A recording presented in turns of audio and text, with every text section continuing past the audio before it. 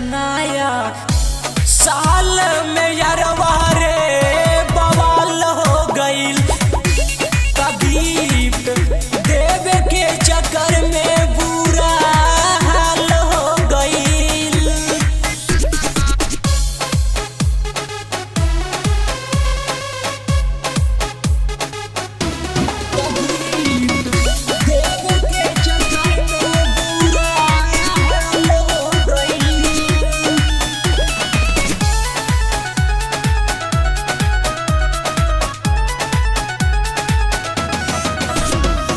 सोचले जे रही जावन न भइल, पड़ल मुसीबत भारी हो।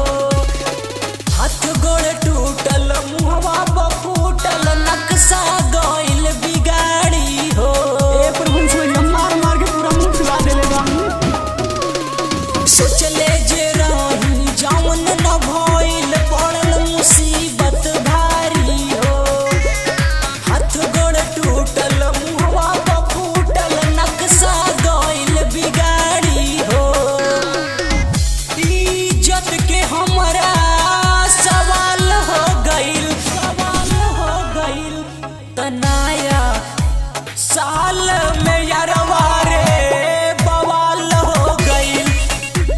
कभी देवे के चक्कर में बुरा हाल हो गइल।